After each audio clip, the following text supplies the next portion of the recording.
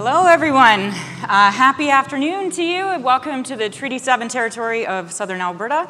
I'd like to introduce my friend, Jim Collins, who is a Seattleite, but that's okay. Calgary welcomes Americans. And we're going to continue a conversation that we just started about data centers, and it feels like we've been having this discussion for the whole conference a little bit. My name is Vittoria Bellissimo, and I'm the president and CEO of the Canadian Renewable Energy Association. We do wind, solar, and storage across the country, so as you can imagine, as an electricity professional, I'm very excited to hear what Jim has to say about the future demand growth in our market.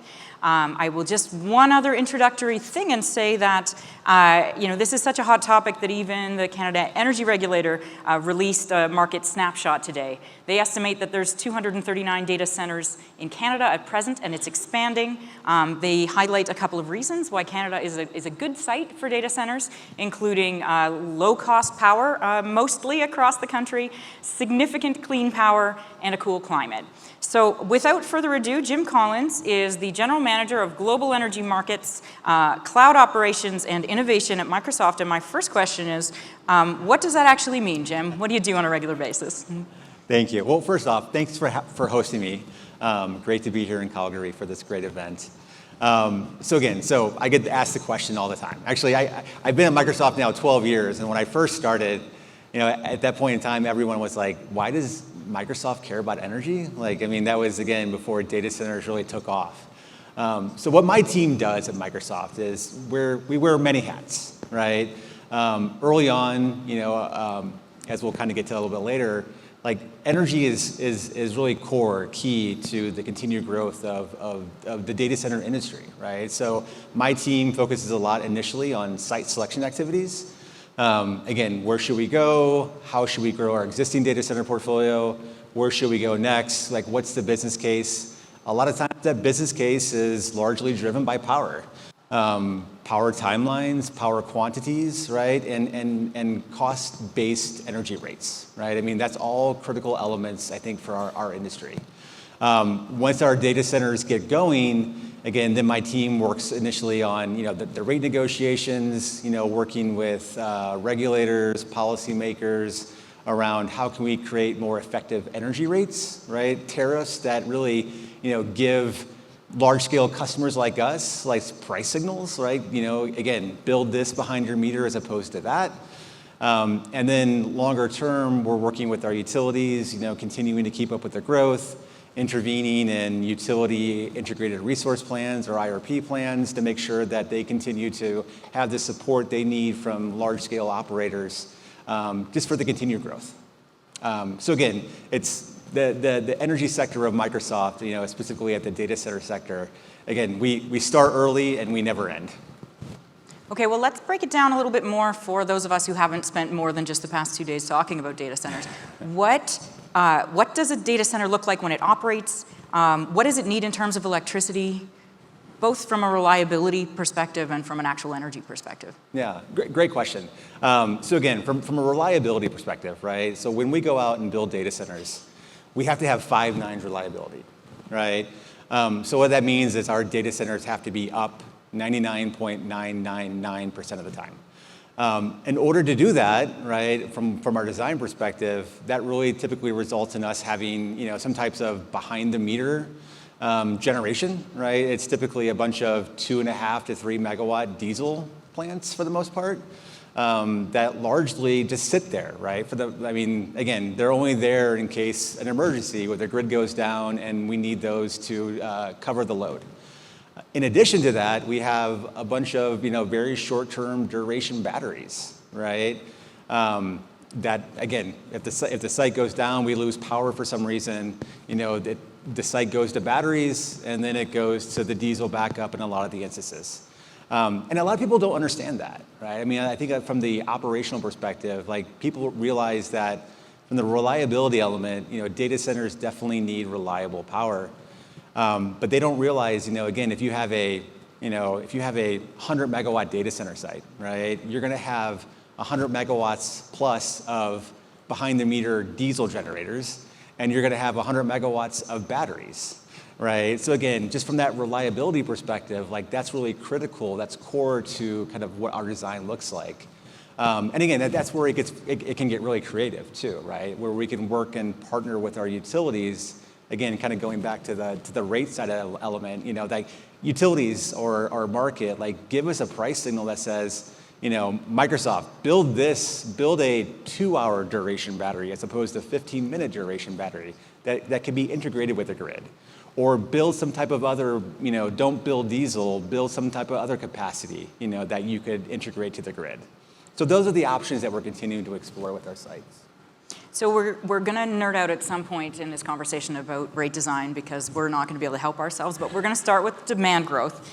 There's been a lot of discussion at this conference about how much growth we're going to see on the load side of the market, but maybe you could start this by telling us about your global electricity portfolio, and you alluded to this, but your energy-first approach. Yeah. It used to be fiber was the most important, but it sounds like it's definitely energy now. Yeah. When I first started 12 years ago, there was 2 people working on energy, and we had a team of, I think, at least 200 plus people working on fiber, right? Fiber was definitely the longest pole in the tent. It was the most challenging, and then you fast forward to the last couple of years, and power, right? I mean, power is one of the biggest obstacles we have, right? I think just overall. So 2 years ago, I think just with the continued growth of AI and continued commercial cloud growth, I mean, we transitioned to what we call an energy-first approach, right? And kind of what does that mean? Again, we're going out and working, again, not only in the areas that we have existing data center portfolios, right? And in those regions, like I mentioned earlier, we're partnering with our utilities. We're helping give them the signals that they need to stay ahead of our load growth, right? I mean, we realize that, upgrading transmission infrastructure, new generation opportunities, right?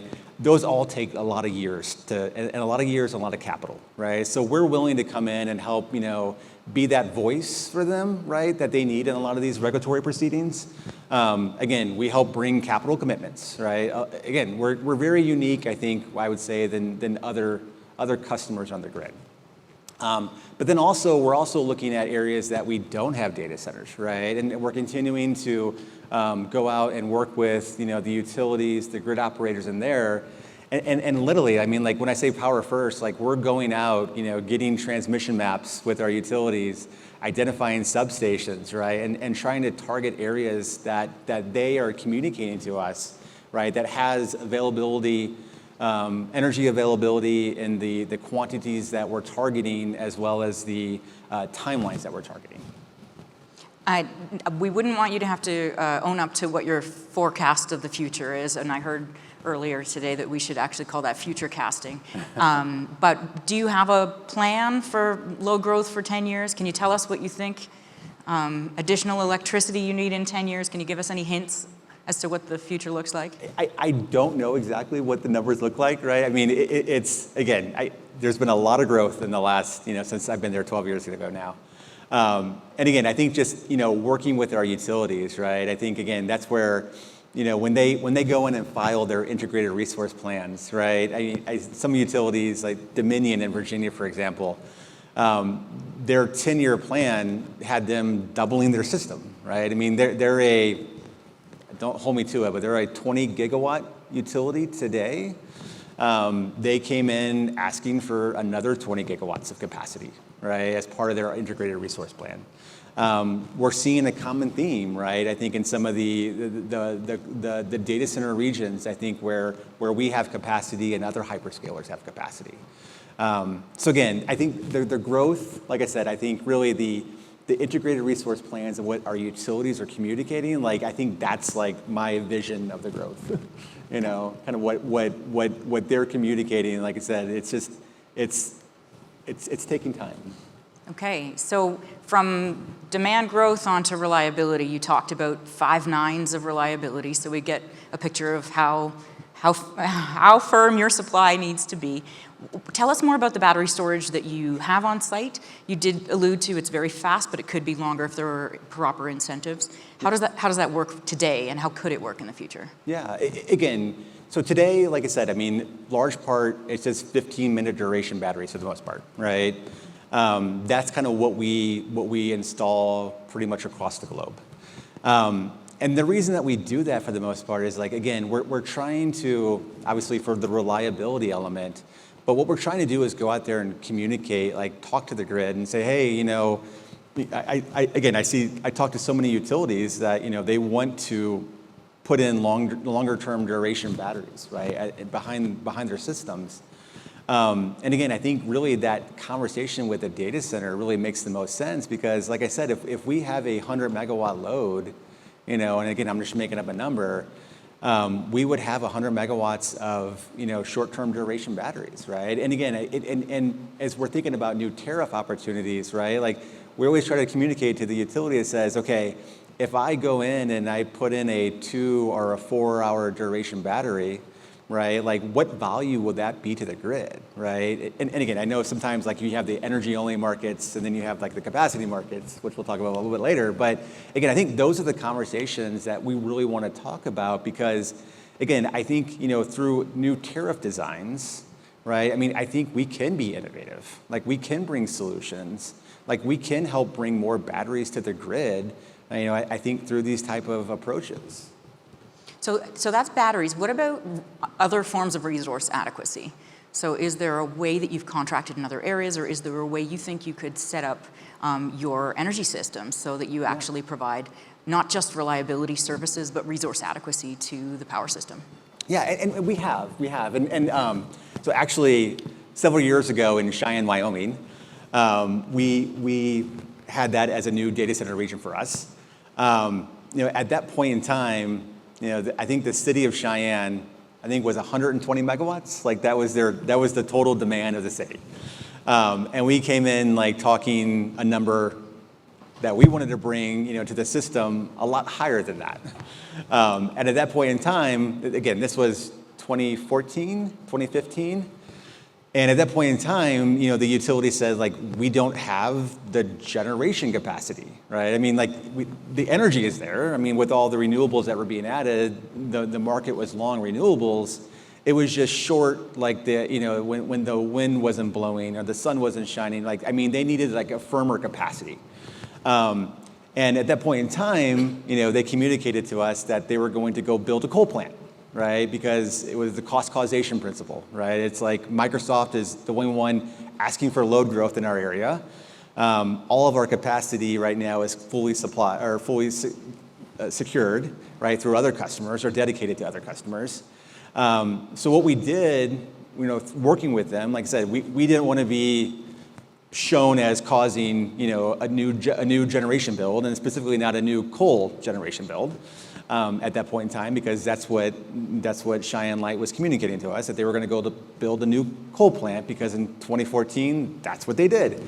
So at that point in time, we worked with the utility. We said, okay, let's help create a new tariff that says, okay, Microsoft, if you put in, a natural gas, generation behind your meter as opposed to diesel generation that just sits there and does nothing. And again, these are a bunch of 2.5, 3 megawatts units. Then again, the utility could account that on their capacity, right? That could be a capacity resource for the utility, so they wouldn't have to go build a coal plant, right? So at the end of the day, like that type of model, again, we were able to work with the utility, come up with a cost-based rate, prevent a coal plant from being built, and help provide capacity back to the grid. Right, and again, it's the hours again when the sun's not shining, the wind's not blowing. Like that's what they were seeking. So again, like we have that type of structure in place today in Cheyenne, and we are continuing to, I think, to work with our utilities, around like new innovation. Again, like how can we continue to take that type of model, right? And maybe maybe we're focusing on longer duration batteries. Maybe we continue to focus on, some short-term, opportunities around more natural gas solutions, more or potentially even hydrogen solutions, right, longer term. So again, it's that type of model that we want to really, partner with the utilities around, but understanding that takes years, right? I mean, like the initial, from the time we started the conversations with the utility to the time that we got a tariff rate approved by the utility or by the commission, it was 3.5, 4 years, right? And understanding like it takes time to do that, and that's why it's so critical to have those conversations now. Like, I mean, again, like even in areas where we're not, even in areas where we don't have a data center presence today, like we want to have those type of conversations with all regulators, all policymakers around like how can we create tariffs that give those price signals to help build more efficient systems. So all of that talk about carbon generation brings me to a bunch of questions about carbon. And one of the things we've talked about in Alberta, where we are looking at do we have more data centers built in Alberta, is will these data centers just contract with natural gas-fired generation and call it a day? And you've already explained to us that it's different levels of reliability, right? So you're not just buying grid power, you'll also have battery storage on site, you'll also have backup gen on site. But when you approach building or contracting generation, do you have an emissions-free policy? What's your carbon plan? Yeah. Yes. I mean, again, ultimately by 2030, like again, we have a carbon plan, right?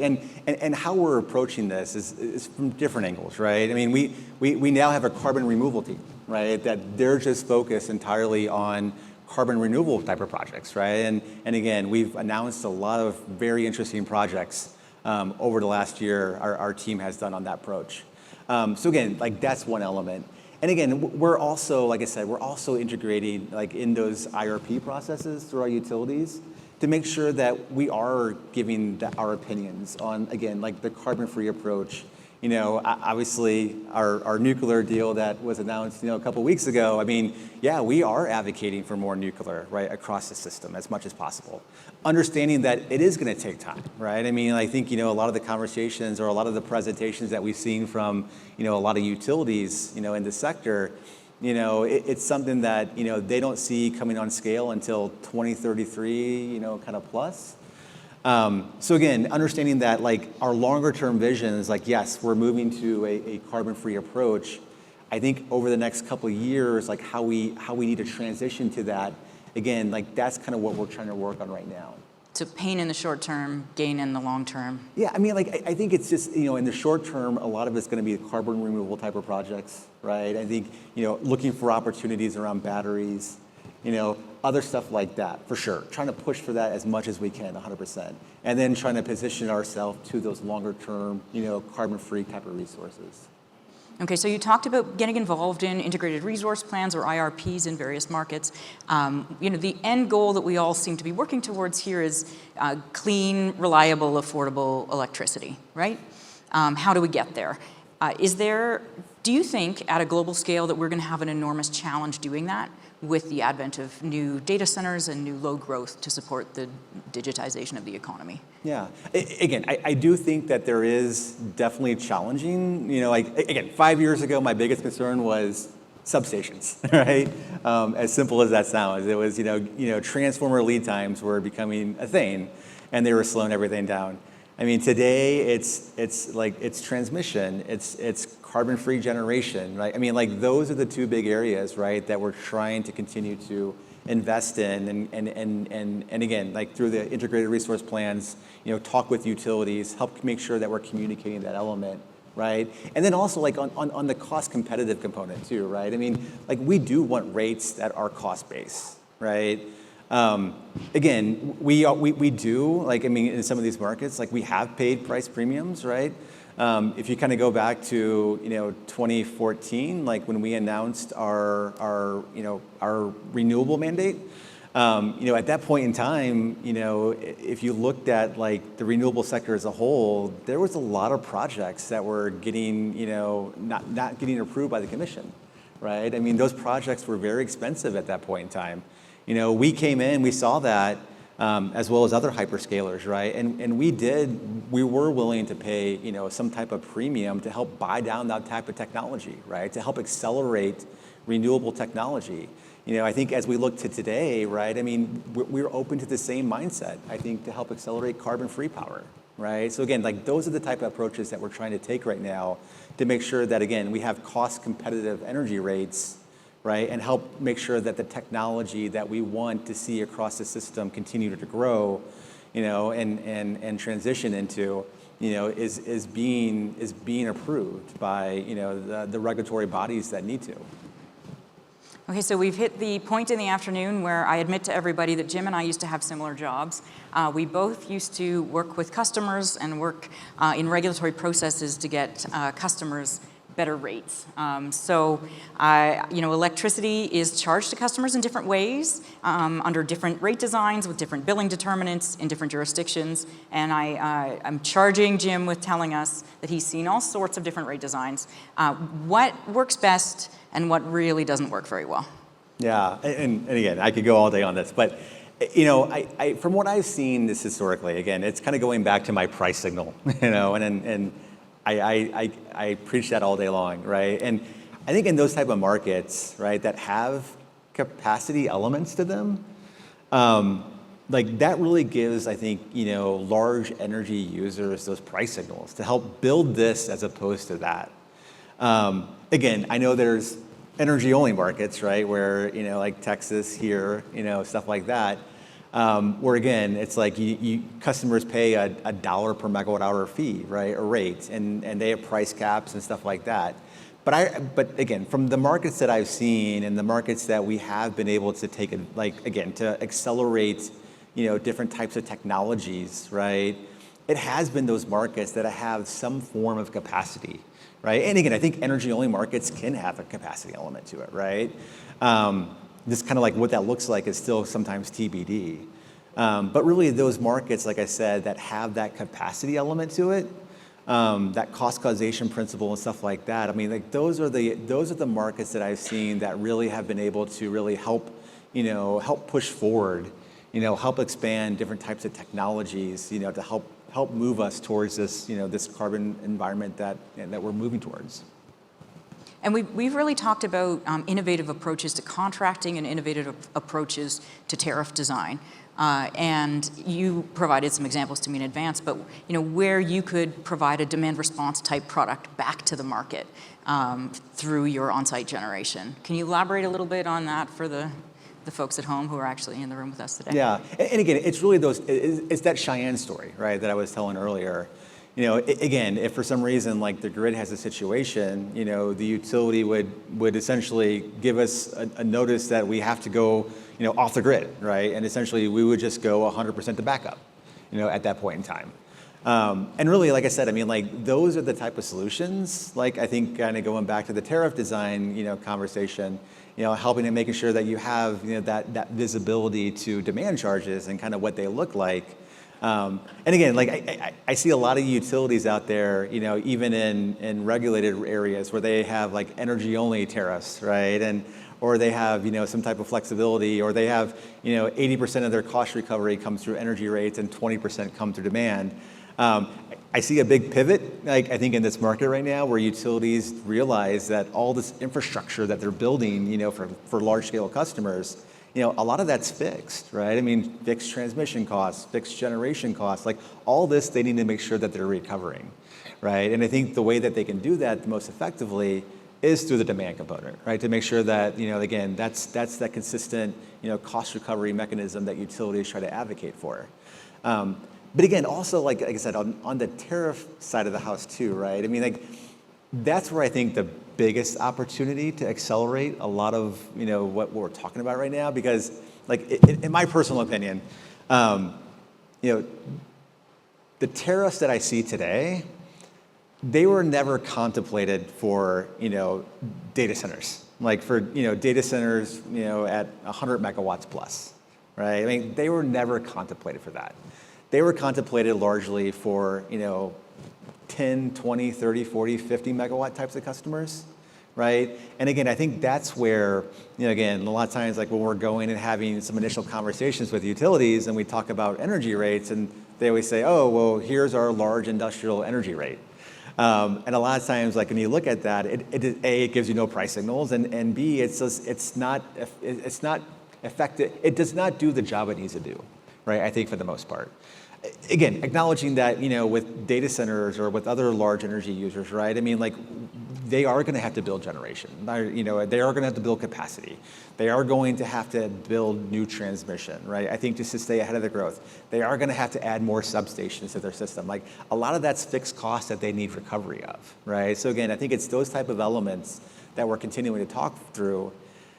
acknowledging that, it takes years to do that, and that's the biggest obstacle that we have right now by the time you come up with some type of tariff structure that works for both parties, take it to the commission, get it approved, it takes 2, 3, 4 years to do that.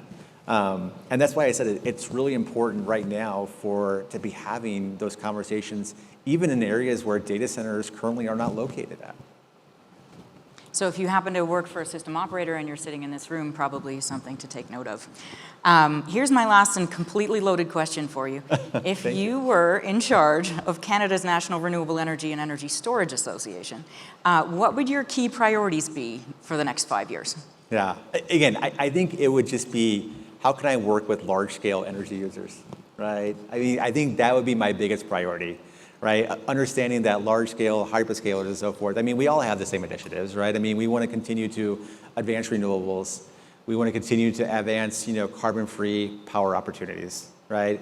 To me, I think that is the biggest opportunity, is just have these conversations, right? I mean, again, they're timely, right? I mean, right now with the sector continuing to see growth, it's important to have these conversations now as opposed to waiting for a year or 2 years, right? Because again, I think through those type of conversations, I think as partnership, we can come with new types of ideas. We can help advocate for new types of, tariff rates or energy policy. Because like I said, I mean, the next 2 to 3 years, I see a lot of effort on this front. I think continue to help mold and change all the growth. Again, growth from, electrification, right? I mean, there's a lot of energy growth out there that the grid as a whole just needs to get prepared for. And I think having these conversations now as early as possible are critical to make that happen. It turns out we have an extra 2 minutes, so I'm going to throw a last minute. We don't talk enough about progressive regulation and how regulators need to get ahead of the ball. And if there's anything I've learned in this conference, it's we need to have these discussions a lot earlier, and we need to be prepared for what's coming. Yeah. And we need to realize that we're not going to get it right. We're never going to guess. We're never going to develop a 20-year long-term outlook and be dead on, right? 100%. So what do you think, with your background in rate design and your background in dealing in regulatory hearings, the regulators themselves should do to get ahead of these issues? I mean, I think it's just continuing to get educated on the topics, right? You're right. I mean, there was such a long period of time where there was no load growth, right? I think across the system. And and I still remember, everyone was talking in the death spiral of utilities, right? From, I think, the early 2000s, and how this sector was not fun anymore, not cool anymore. And I think it's at that point in time, a lot of people lost interest. There was no load growth, there was not much innovation.